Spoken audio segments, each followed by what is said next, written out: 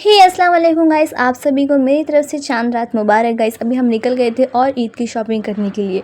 सही कहा है जिसने भी कहा है, ईद ख़त्म हो जाएगी लेकिन उसकी शॉपिंग नहीं।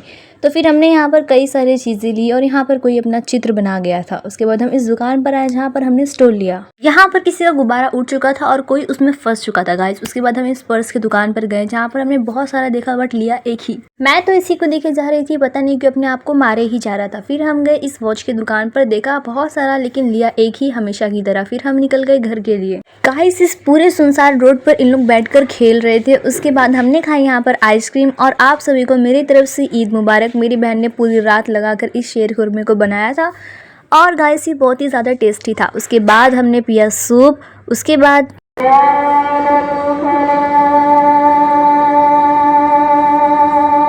अजान हो चुकी थी हमारे इधर। फिर मैंने आटे को गूंदा, फिर नमाज़ पढ़ा और नमाज़ पढ़ते ही मैं सो गई। सीधा मैं 1-2 बजे ही उठी। उसके बाद मैं नानी की इधर गई सिमई पीने के लिए। उसके बाद ये देखिए मेरी मामी की बेटी कितनी क्यूट लग रही है और साथ में मेरी मेहंदी भी। कैसी लगी ज़रूर बताना।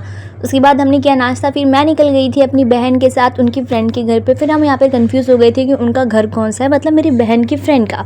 उसके बाद मेरी बहन की फ्रेंड की बहन कैसी लग रही है ज़रूर बताना। उसके बाद हमने खाया थोड़ा सा नाश्ता। उसके बाद निकल गए थे हम अपने खुद के घर के लिए क्योंकि हम बहुत ज़्यादा थक गए थे और मैं घर जाते ही सो गई थी। बिल्कुल भी कुछ शूट नहीं कर पाई थी। सो सॉरी गाइस, मैंने वीडियो बहुत ज़्यादा लेट अपलोड किया। बट आप लोगों के लिए एक गुड न्यूज़ है, 23 तारीख को मेरे घर पे शादी। अगर आप वो व्लॉग देखना चाहते हैं तो मेरे चैनल को सब्सक्राइब करो, कमेंट करके ज़रूर बताना। अल्लाह हाफिज़।